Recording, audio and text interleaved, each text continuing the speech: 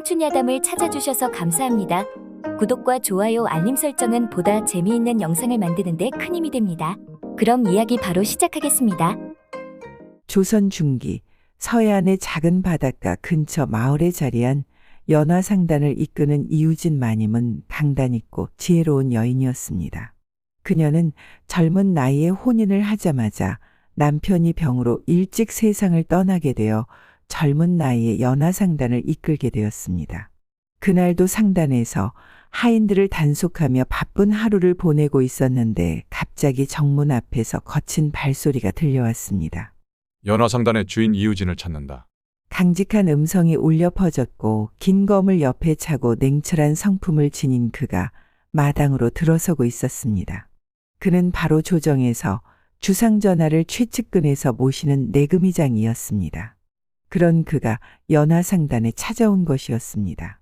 이유진은 그의 방문이 심상치 않음을 직감하고 조용히 맞이하였습니다. 내금의장 날이 이렇게 먼 곳까지 무슨 일이십니까? 내금의장은 주변을 살피며 낮은 목소리로 말했습니다. 이유진, 자네에게 내려진 주상 전하의 명이 있다. 안으로 들어가지. 이유진은 주상전하의 어명이라는 말에 깜짝 놀란 표정을 하였습니다. 이유진은 즉시 내금의장을 안채로 모셨고 문이 닫히자 내금의장이 본론을 꺼냈습니다. 내가 너희 상단을 찾아온 이유는 전하께서 너희 연화상단에게 내린 명을 전하기 위해서다. 지난 전란 때 명나라가 우리 조선을 도운 것은 사실이다. 허나 그 과정에서 명나라 또한 막대한 손실을 입었다. 그래서 명나라에선 그들이 도운 대가를 요구하고 있다. 이유진은 조용히 고개를 끄덕이며 듣고 있었습니다. 그렇다면 조정에선 저희 상단이 어떻게 하길 바라시는지요? 내금의장의 목소리가 더욱 단호해졌습니다. 조정을 대신하여 너희 연화상단이 직접 명나라 상해에 있는 거상과의 무역을 성사시켜야 한다. 거래 품목은 전하께서 직접 관리하고 계시는 왕실 소유의 인삼이다. 지난 전란 때 다행히 전라도 곡창지방은 무사하여 그곳의 왕실 소유 인삼 재배지는 무사하였다. 지금 너희가 취급하는 인삼과 같은 품종이지. 거상과 거래를 하여 반드시 근당 150량 이상을 받아내라. 알겠느냐? 허나 조정에서 직접 나서지 않고 저희에게 명하시는 이유가 있으십니까? 전하께서는 명나라의 보상금으로 지불하는 것과 더불어 그 돈으로 백성들의 구휼미로 쓰실 것이다. 그러나 조정의 대신들이나 양반들이 알게 되면 반발이 심해질 터. 그래서 너희에게 맡기는 것이다. 중요한 임무이니 반드시 성공해서 조선의 조정과 백성을 보살펴야 한다고 전하께서 친히 말씀하셨다. 이유진은 그 어느 때보다 신중한 표정으로 입을 열었습니다. 주상 전하의 명이라면 감히 거역할 수 없사옵니다. 명나라 거상과의 거래를 반드시 성사시키겠습니다. 내금의장은 만족스러운 듯 고개를 끄덕였습니다. 좋다. 하지만 이 일은 극비로 진행되어야 한다. 상단에 가장 신뢰할 수 있는 사람들을 데리고 출항하라. 어떤 일이 있어도 주상전하의 명이 밖으로 새어나가서는 안 된다. 특히 백성들의 구휼미를 위해 돈이 쓰일 것이라는 것은 절대 비밀이다. 그렇게 말을 남긴 내금의장은 조용히 자리를 떠났습니다. 이유진은 곧바로 머슴들과 하인들을 불러들여 상단을 준비하기 시작했습니다. 인삼을 배에 싣고 항해에 필요한 물자들을 점검하며 빠르게 출항할 채비를 마쳤습니다. 그때 그녀는 신뢰할 수 있는 사람을 골라 함께 가야 한다는 내금의장의 말을 떠올렸습니다. 가장 먼저 생각난 사람은 성실하고 강직한 머슴 팔복이었습니다. 팔보가 너는 나와 함께 배를 타고 명나라로 가야겠다. 팔복은 순간 놀란 듯했지만 곧 공손히 고개를 숙이며 대답했습니다. 마님, 소인이 그 먼 길을 감히 함께 같이 가도 되겠습니까? 이유진은 단호하게 말했습니다. 내가 가장 믿음직한 사람이니 너와 함께 가는 것이 나도 마음이 편하다. 팔복은 가슴이 뛰었습니다. 사실 팔복이는 오래전부터 마님을 사모하고 있었으나 그 마음을 감출 수밖에 없었습니다. 그저 묵묵히 따르고자 했던 마음이었는데 이제 마님과 함께 배를 타고 먼 길을 떠나게 된 것입니다. 한편 또 다른 머슴 점돌이는 상단에 남겠다고 했습니다. 마님, 저는 이곳에서 상단을 지키겠습니다. 누군가는 남아서 지켜야 하지 않겠습니까? 이유진은 점돌이의 말을 듣고 잠시 고민하더니 이내 고개를 끄덕였습니다. 그래, 너는 남아서 상단을 잘 지키고 있거라. 그리하여 배가 출항하는 날 상단의 사람들은 항구에 모여 마님을 배웅하였습니다. 배에 올라탄 팔복은 항구에서 점점 멀어지는 연화상단의 식솔들을 바라보며 손을 흔들었고 가슴이 설레는 동시에 마님을 잘 보필해서 다녀와야겠다고 다짐하였습니다. 배는 차츰 먼 바다로 나아갔고 팔복은 마님 곁을 조용히 지키고 있었습니다. 그러나 그는 몰랐습니다. 이 여정이 그들을 운명의 소용돌이로 몰아넣을 것임을.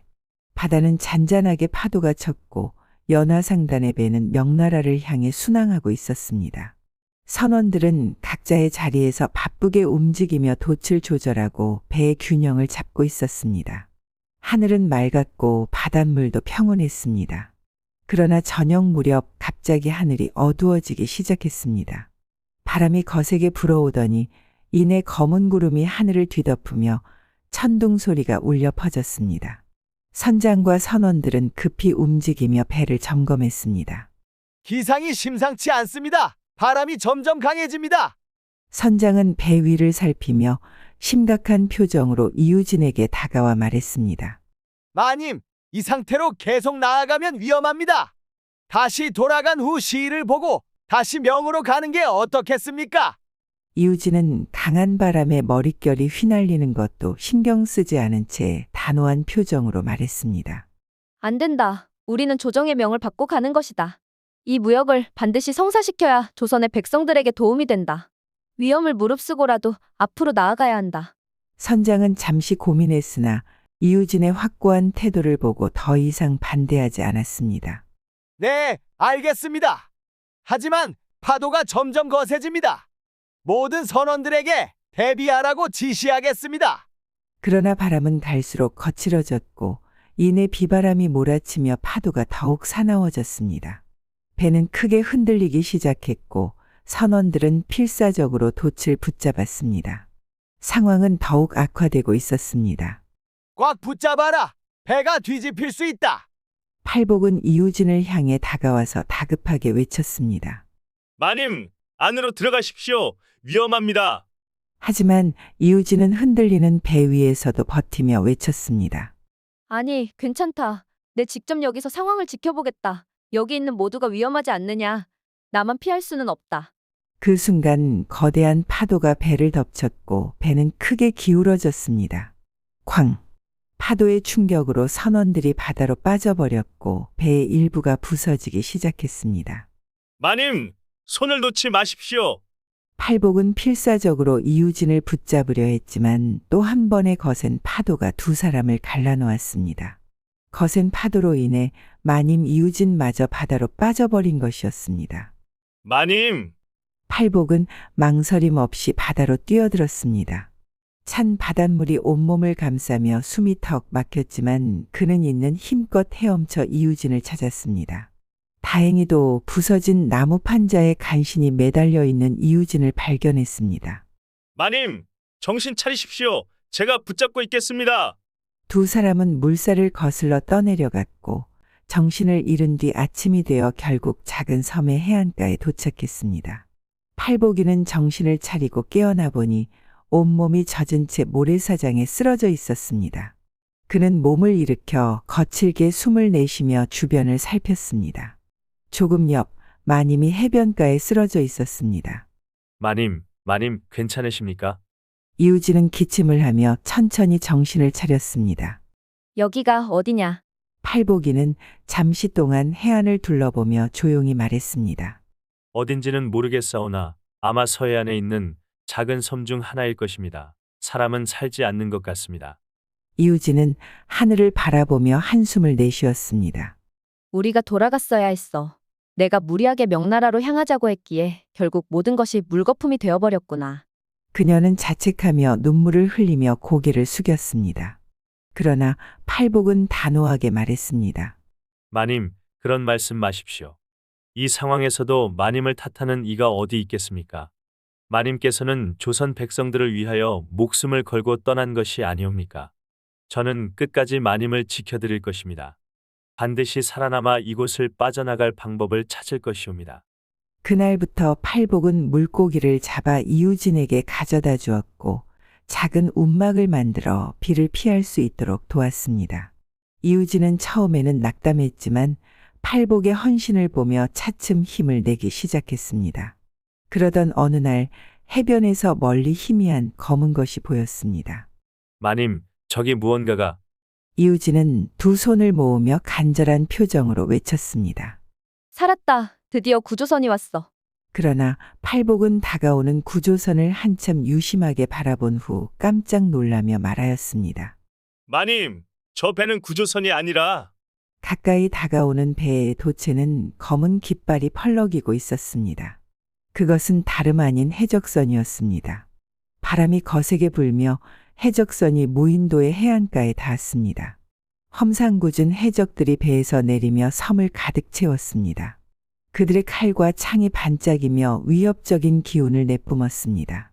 팔복이는 잔뜩 긴장한 채 이우진 마님의 앞으로 다가서며 말했습니다. 마님, 뒤로 물러나 계십시오. 해적들 사이에서 해적 두목으로 보이는 한 사내가 천천히 앞으로 걸어 나왔습니다. 그를 본 순간 이우진과 팔복이는 동시에 숨을 멈추었습니다. 그 사내는 다름 아닌 과거 연화상단에서 일하던 머슴 꺽쇠였습니다. 이거 참 반갑군. 꺽쇠는 실소를 머금은 채 둘을 바라보았습니다. 연화상단의 이유진 마님 아니십니까? 이런 곳에서 다시 만날 줄이야. 하늘이 도우시는구만. 하. 이우진은 믿기지 않는다는 듯 중얼거렸습니다. 꺽쇠, 정령 자네가 꺽쇠가 맞는가? 팔복이는 입술을 깨물며 떨리는 목소리로 말했습니다. 형님, 꺽쇠 형님 맞으십니까? 꺽쇠는 가소롭다는 듯 코웃음을 쳤습니다. 그래, 해적이 되었다. 왜 그런 줄은 이유진 저 여자와 팔복이 네가 더 잘 알지 않느냐? 그의 표정이 차갑게 굳었습니다. 이유진 기억하느냐? 나는 억울하게 도둑으로 몰려 상단에서 쫓겨났다. 믿었던 사람들에게 배신당한 기분이 어떤지 아느냐? 이우진은 아무 말도 하지 못했습니다. 꺽쇠는 이를 악물었습니다. 손에 쥔 것 하나 없이 거리에 내쫓긴 내가 할 수 있는 건 결국 이 집밖에 없었다. 결국 이렇게 해서라도 살아야 하니깐. 그는 날선 시선을 이우진에게 돌리며 칼을 뽑아 들었습니다. 이제야 갚을 수 있겠군. 한때 나의 주인으로 모셨던 이유진 각오해라. 그리고 지금도 말하지만 그때 나는 훔치지 않았다. 지금도 억울하다. 하지만 어쩌겠느냐. 이제 너의 목숨을 뺏어야겠다. 그때 팔복이가 다급하게 앞으로 나섰습니다. 형님, 잠시만 기다려 주십시오. 그때 형님을 모험한 건 사실 그는 떨리는 목소리로 외쳤습니다. 제가 한 일입니다. 그 순간 섬이 조용해졌습니다. 이우진 또한 충격에 휩싸여 팔복이를 바라보며 말하였습니다. 팔복아, 내가 지금 무슨 말을 하는 것이냐? 팔복이는 고개를 숙인 채 계속 말했습니다. 제가 훔쳤습니다. 그리고 두려운 나머지 형님을 범인으로 몰았습니다. 꺽쇠의 얼굴이 일그러졌습니다. 무엇이라 지금 뭐라 하였느냐? 팔복이 네가 훔쳤고 나에게 뒤집어 씌웠다고? 그는 분노하며 두 눈을 부릅뜨고 팔복에게 다가갔습니다. 정령사실이냐? 내가 나를 모함했다고? 팔복은 눈을 질끈 감고 단호하게 말했습니다. 예, 형님, 모든 것이 제 잘못입니다. 꺽쇠는 한참 동안 아무 말도 하지 않았습니다. 그러더니 이내 씩씩거리며 칼을 번쩍 들어올려 칼끝을 팔복이에게 향하였습니다. 이 나쁜 놈, 네가 어떻게 나에게 감히? 해적들이 웅성거렸습니다. 이우진은 다급히 막아서려 했습니다. 안 돼. 제발 멈춰라, 꺽쇠야. 그러나 꺽쇠의 칼이 하늘에 있는 태양의 빛을 받아 번쩍이며 내려오는 순간 그가 갑자기 동작을 멈추었습니다. 섬은 다시금 정적에 휩싸였습니다. 꺽쇠는 깊은 숨을 내쉬며 천천히 칼을 내려놓았습니다. 그리고 조용히 입을 열었습니다. 나의 친형제와 다름없다고 생각한 팔복이 내가 어찌 나에게 이럴 수 있느냐? 팔복이와 이우진은 당황한 듯 그를 바라보았습니다. 형님, 꺽쇠는 허탈한 듯 웃으며 말했습니다. 부모님이 병들었을 때 나는 아무것도 할 수 없었다. 그런데 팔복이 네가 너의 2달치 품삯을 나에게 주어 부모님 약값을 마련할 수 있었지. 그리고 결국 부모님이 돌아가시고 장례를 치를 때도 밤새 내 곁에서 몇 날 며칠을 위로해 주었지. 그의 목소리가 떨렸습니다. 이걸로 너에 대한 빚은 다 갚은 것이다. 그는 씁쓸하게 웃으며 말했습니다. 그래서 목숨은 살려주마. 하지만 그는 주변을 둘러보며 말했습니다. 여긴 무인도다. 서해 외딴 섬이지만 여기는 들어오는 통로를 아는 자가 극히 드물다. 이곳에서 너희끼리 남은 여생을 알아서 살아보아라. 그러고는 꺽쇠는 슬픈 표정과 분노에 찬 표정을 하며 해적들과 함께 조용히 배로 돌아갔습니다.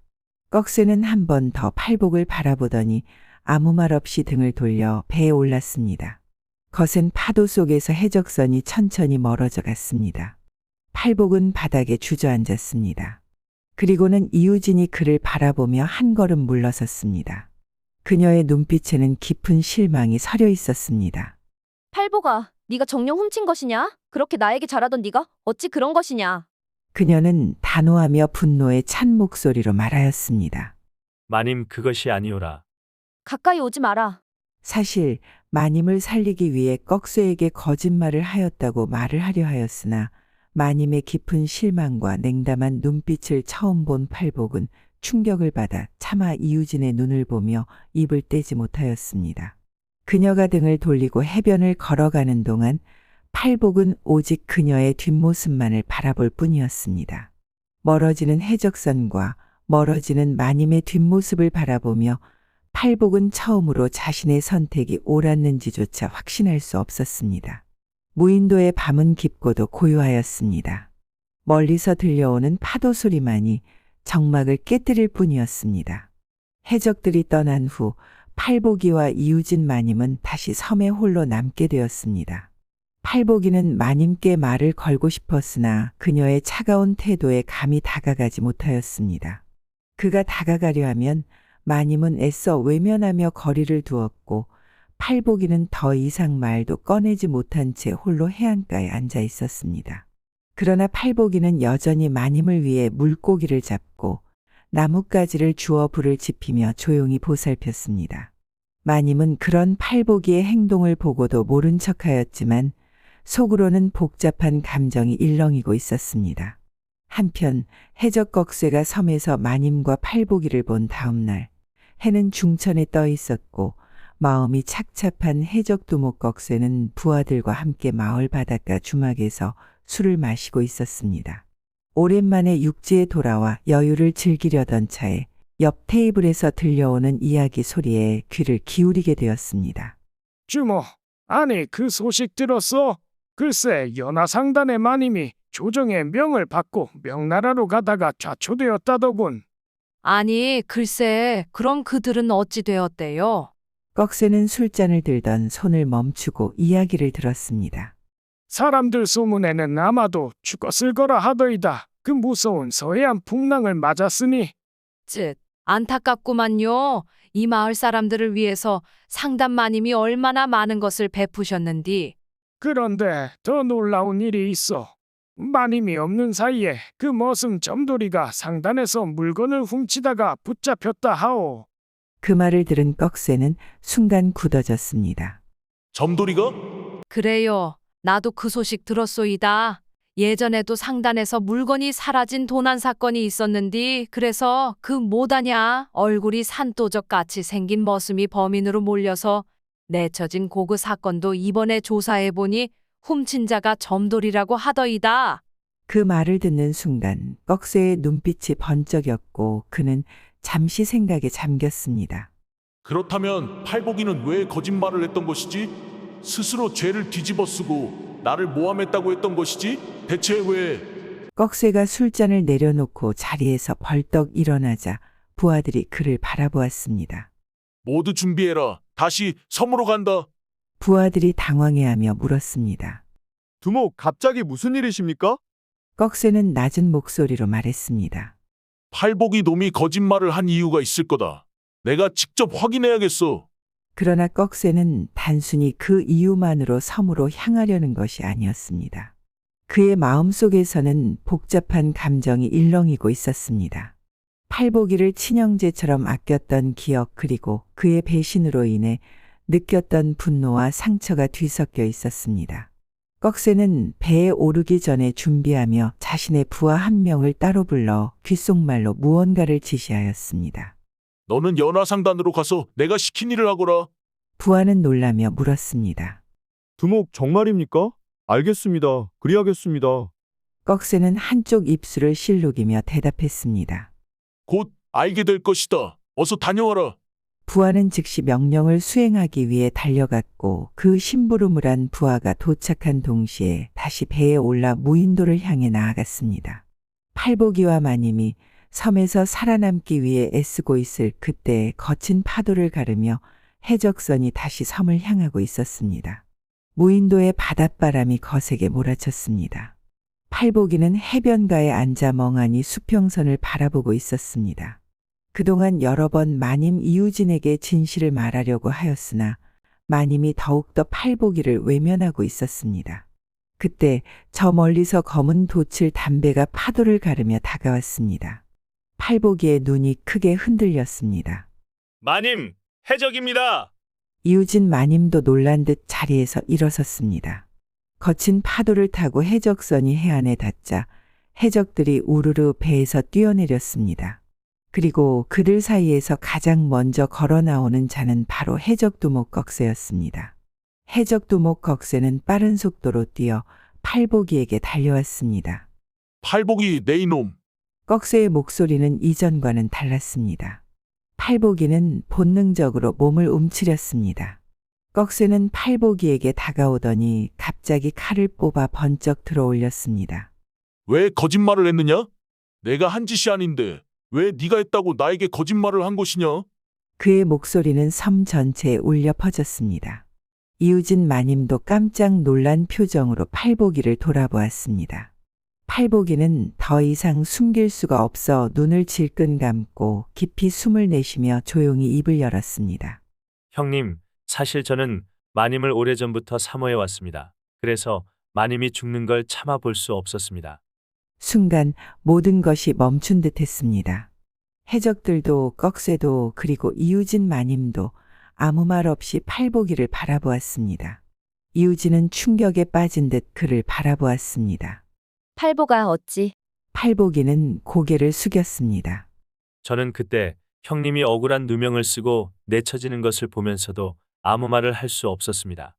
범인이 누구인지는 모르지만 형님이 아닌 것은 저는 분명 알고 있었으나 저는 너무 겁이 났습니다. 범인이 누군지 모르기에 아무 말도 할 수 없었습니다. 하지만 형님이 마님을 해치려고 하니 가만히 보고 있을 수만은 없었습니다. 차라리 제가 그 죄를 뒤집어쓰고 대신 벌을 받으면 마님은 살 수 있을 거라고 생각했습니다. 꺽쇠는 이를 악물며 칼을 쥐고 있었습니다. 그러나 더 이상 팔복이를 뵐 수 없었습니다. 그는 한숨을 깊이 내쉬며 천천히 칼을 내려놓았습니다. 멍청한 놈. 꺽쇠의 목소리가 떨렸습니다. 나는 너를 친형제처럼 아꼈다. 그런데 내가 나를 그렇게 기만하고 네 목숨을 내던져 마님을 지키겠다고 했단 말이냐? 팔복이는 아무 말 없이 꺽쇠를 바라보았습니다. 꺽쇠는 잠시 망설이다가 마침내 입을 열었습니다. 됐다. 내 분노는 여기까지다. 그리고 범인은 점돌이었어. 마을에 갔는데 주막에서 사람들이 하는 이야기를 들었고 마님과 네가 떠난 후 점돌이가 도둑질을 하려던 게 잡혀서 관아에 끌려갔다더구나. 그래서 확인해보니 예전에 내가 누명 쓴 일도 지금까지 있던 도둑질도 모두 점돌이가 했는 게 밝혀졌다. 그 말에 팔복이와 이우진은 충격을 받은 듯 하였습니다. 이우진은 그 말에 꺽쇠에게 물었습니다. 꺽쇠, 그 말이 사실입니까? 이제 와서 갑자기 왜 존대하십니까? 그렇습니다, 마님. 이제 마을로 같이 가서 확인해 보시지요. 집으로 돌아가시지요.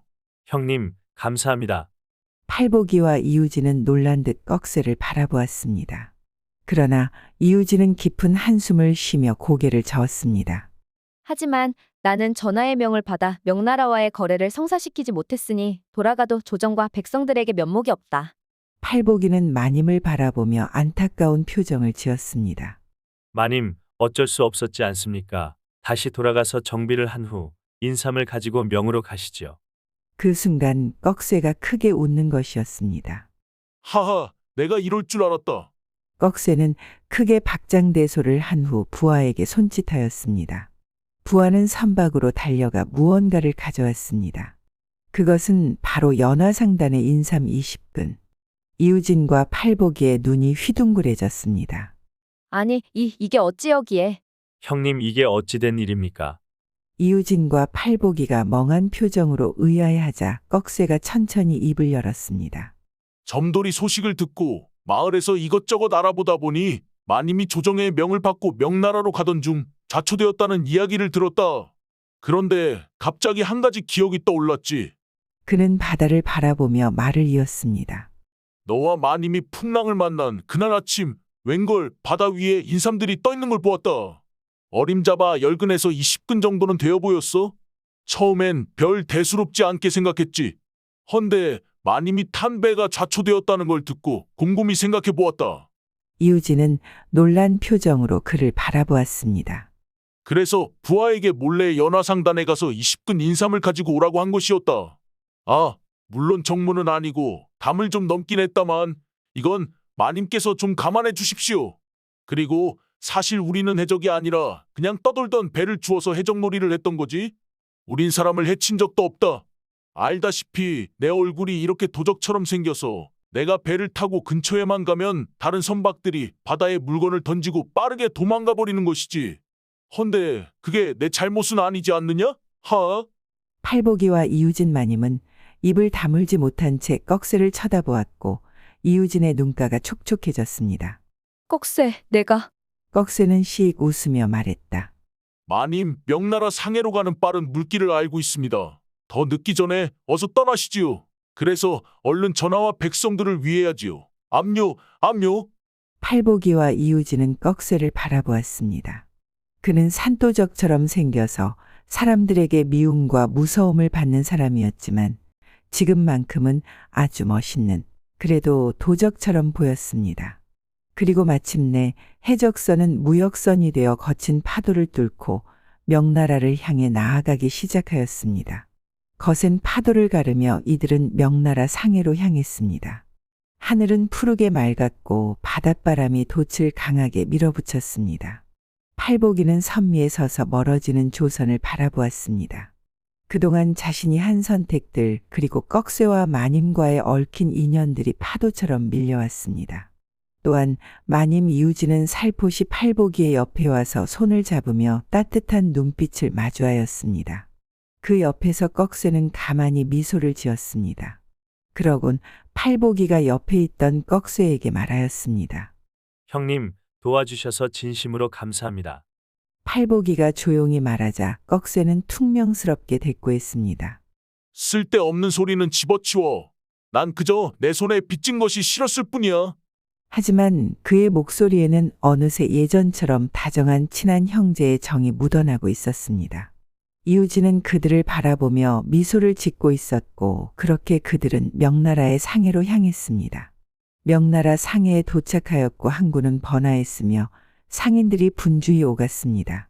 명나라 거상의 집무실에 들어서자 향이 가득한 방 안에서 중국 상인의 목소리가 들려왔습니다. 어허, 조선의 상단에서 오셨다고? 듣자 하니 조선의 임금님의 명을 받고 왔다고 하던데. 명나라 거상은 호기롭게 팔짱을 끼고 앉아 있었습니다. 이우진이 단호하게 말했습니다. 그렇습니다. 우리는 조선에서 가장 품질 좋은 인삼을 가져왔습니다. 한 근당 150냥으로 거래하기를 원합니다. 그러자 거상은 픽 웃으며 고개를 저었습니다. 150냥? 흥, 이곳 명나라에서도 인삼을 구할 수 있는데 왜 우리가 그렇게 높은 값을 주고 사야 하오? 협상이 난항에 빠질 듯한 순간 팔복이가 조용히 앞으로 나섰습니다. 대인, 조선의 인삼이 명나라의 인삼과 같은 품질이라 생각하십니까? 거상이 흥미로운 표정으로 팔복이를 바라보았습니다. 하, 내 놈은 누구냐? 저는 연화상단에서 일하는 팔복이라 합니다. 팔복이는 침착하게 말을 이었습니다. 조선의 인삼은 명나라 것보다 더 뛰어난 효능을 가지고 있습니다. 황실에서도 조선의 인삼을 최상품으로 여긴다는 사실을 모르시진 않겠죠. 거상의 눈빛이 살짝 흔들렸습니다. 팔복이는 이어서 말했습니다. 150냥은 조정에서 제시한 최소한의 금액일 뿐입니다. 하지만 저희는 대인께 특별히 제안하고 싶습니다. 저희 인삼을 사용한 후 효과를 직접 경험하시고 난다면 앞으로도 꾸준히 거래할 수 있는 독점 계약을 맺겠습니다. 거상의 눈이 반짝였습니다. 독점 계약이라 하였느냐? 그럼 다른 상인들과 거래하지 않고 나와 단독으로 거래한다는 말이냐? 네, 그렇습니다. 그리고 이번 계약에서는 한 근당 200냥의 인삼을 거래하고 이후에도 저희 연화상단과 지속적으로 함께한다면 대인께서도 큰 이익을 보장받을 것입니다. 잠시 고민하던 거상은 이내 크게 웃으며 손뼉을 쳤습니다. 좋다. 조선의 인삼 한 근당 200냥에 사겠어. 하오하오. 거래가 성사되는 순간 이유진과 팔복이 꺽쇠는 안도의 한숨을 내쉬었습니다. 거래를 성사시킨 후 그들은 빠르게 서둘러 조선으로 돌아왔습니다. 조선으로 돌아온 연화상단은 즉시 조정으로 향했습니다. 대궐안 주상전하가 어저에 앉아 이들을 바라보았습니다. 연화상단의 이유진, 명나라와의 거래를 성사시키고 돌아왔다고 들었소. 이유진은 머리를 조아리며 대답하였습니다. 전하의 뜻을 받들어 인삼을 한 근당 200냥에 팔고 돌아왔사옵니다. 순간 전하가 깜짝 놀라며 말을 하였습니다. 무엇이라 200냥이라고 하였느냐? 150냥도 어려운 가격이었을 텐데. 주상 전하는 크게 웃으며 기쁨을 감추지 않았습니다. 훌륭하다. 연화상단이 이 조선과 백성들을 위해서 큰일을 해냈구나. 이유진은 공손히 고개를 숙였습니다. 앞으로 명나라와의 비단 무역은 연화상단 이유진에게 전적으로 맡기겠노라. 옆에 있던 내금의장은 깜짝 놀랐고 이유진도 크게 감격하였습니다. 그러나 주상 전하의 선물은 여기서 끝이 아니었습니다. 그는 팔보기와 꺽쇠를 보며 미소 지었습니다. 팔복, 너 또한 이번 일에 큰 공을 세웠다. 팔복은 긴장한 듯 몸을 굳혔습니다. 그리하여 너에게 양반의 신분을 하사하며 김팔복이라는 이름을 하사하노라. 팔복은 깜짝 놀라며 주상 전하를 바라보았습니다. 성은이 만극하옵니다. 전하, 과분한 은혜 너무 감사합니다. 주상 전하는 흐뭇한 미소를 지으며 말하였습니다. 나라를 위해 공을 세운 자에게 보상을 하는 것은 마땅한 일이다.